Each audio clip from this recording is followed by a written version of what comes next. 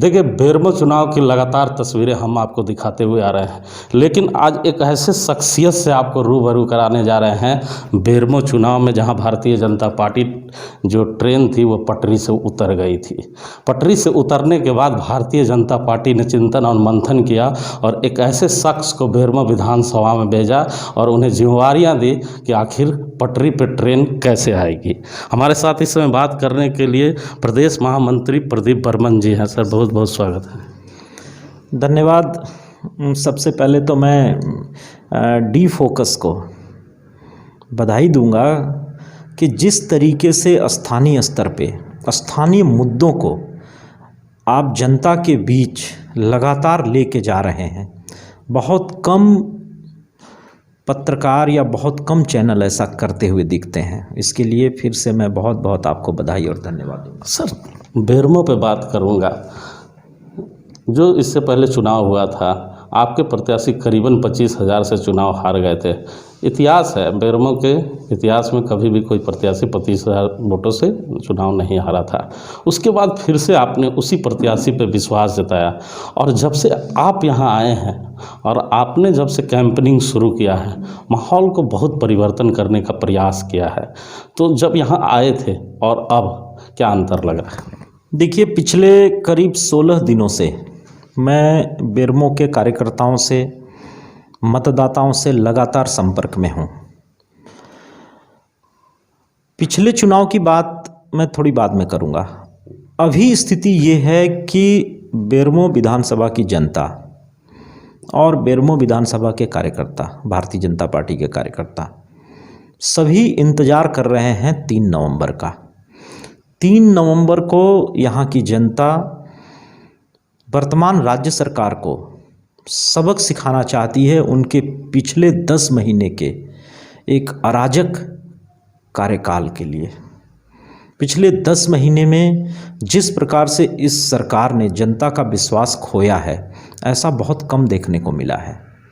2019 के विधानसभा चुनाव में जनता ने इन्हें स्पष्ट इस गठबंधन को एक मैंडेट दिया था कि आप सरकार चलाएं, राज्य को विकास की गति पे जो पिछली भाजपा सरकार ने बढ़ाया था उस गति को और ज़्यादा तेज करें।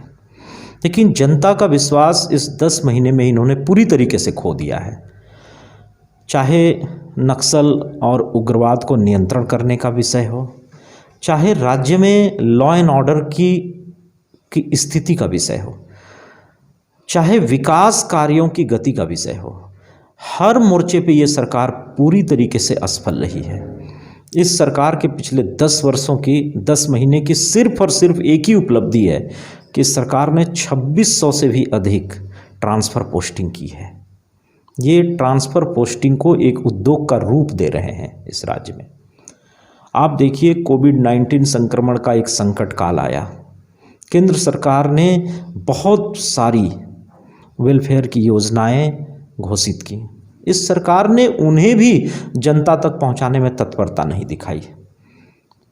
यहाँ अखबारों में छपते रहे कि एफसीआई के गोडाउन से अनाज तक समय पे ये नहीं उठा पाए। आप जो नक्सलवाद और उग्रवाद पिछले 5 वर्षों में भारतीय जनता पार्टी के सरकार ने काफ़ी हद तक नियंत्रित कर लिया था, इस 10 महीने में आप देखिए उनकी घटनाएं किस प्रकार से बढ़ी हैं। आप लॉ एंड ऑर्डर के क्षेत्र में जाइए तो इसी 10 महीने में 1200 से अधिक महिलाओं के, बच्चियों के साथ, साध्वी के साथ, आदिवासी कन्याओं के साथ, छात्राओं के साथ रेप की घटनाएं हुई हैं। तो कुल मिलाकर के इस सरकार से पूरी तरीके से जनता का मोह भंग हो गया है। और जहाँ तक बेरमो के चुनाव की बात है, पिछले बार ये बात सही है कि भारतीय जनता पार्टी के प्रत्याशी को 25,000 वोट के अंतर से एक करारी हार का सामना करना पड़ा था। लेकिन उसके कई कारण थे। एक तो गठबंधन के द्वारा भ्रम का वातावरण फैलाया गया कि हम सरकार में आते ही 5 लाख लोगों को रोजगार देंगे, किसानों को पूरी तरीके से उनके पूरे ऋण की माफ़ी करेंगे। ऐसी कई लोक लुभावने वादों से उन्होंने जनता को भ्रमित किया। इस 10 महीने में आप देखेंगे कि उसमें से कोई वादा ये निभा नहीं पाए हैं। तो एक तो इन्होंने भ्रम का वातावरण बनाया। दूसरा, हम अलग अलग चुनाव लड़े। आजसू राज्य निर्माण के समय से ही हमारा एक स्वाभाविक साथी रहा है। हम पिछले चुनाव में अलग अलग लड़े, उस अलग अलग लड़ने से भी जनता में थोड़ा भ्रम का वातावरण हुआ।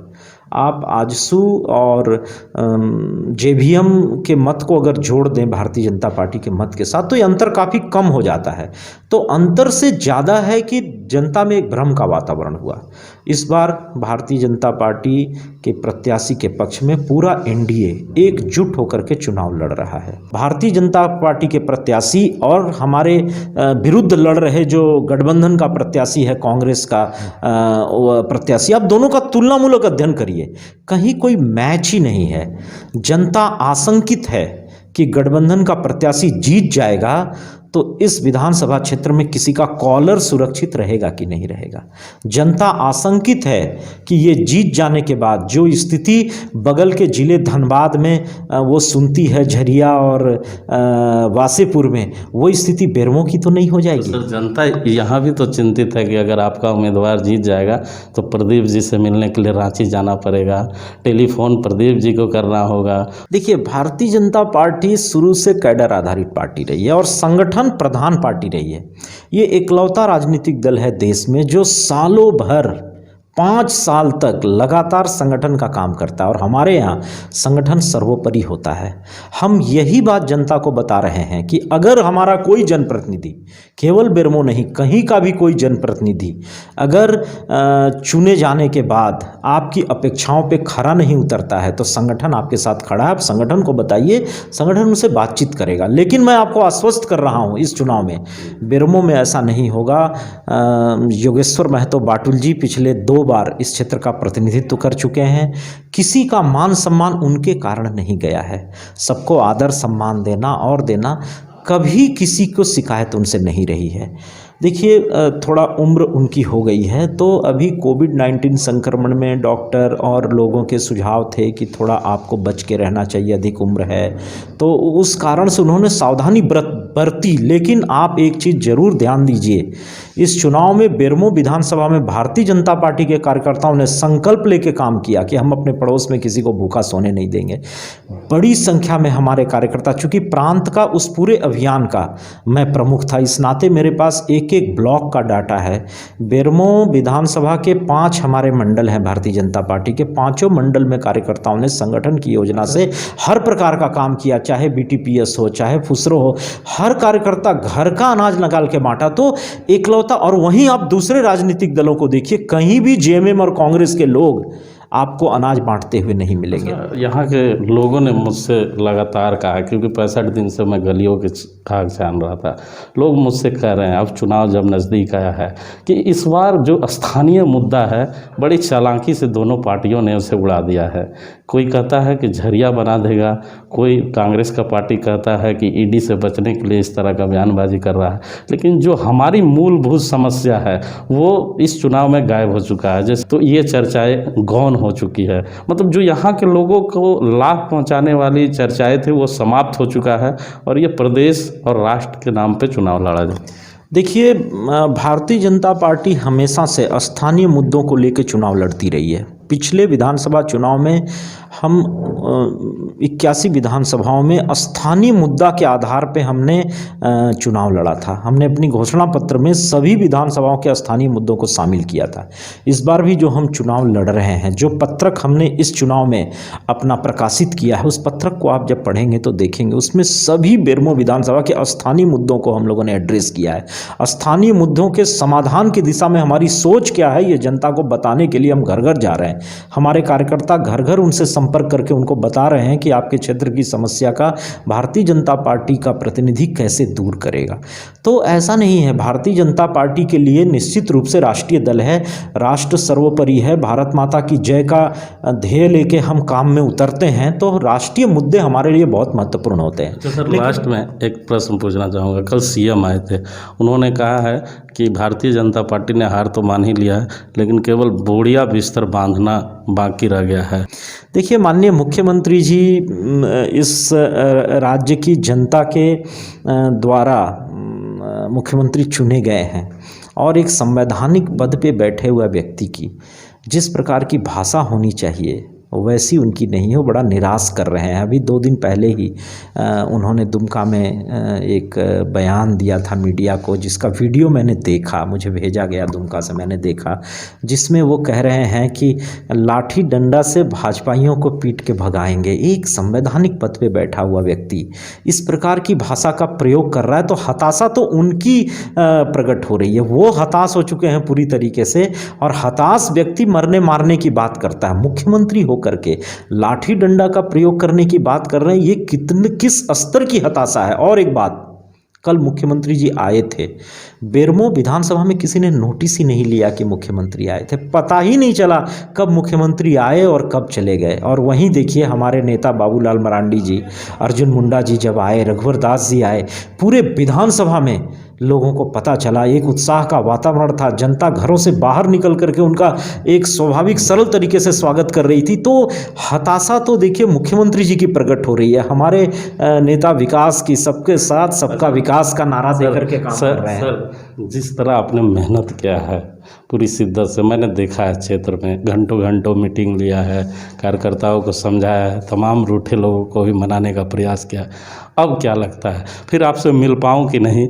लेकिन पहले ज़रूर जानना चाहूँगा कि जब 10 तारीख को बक्सा खुलेगा तो प्रदीप बनवन के चेहरे पर ये जो मुस्कान है ये बरकरार रह पाएगी?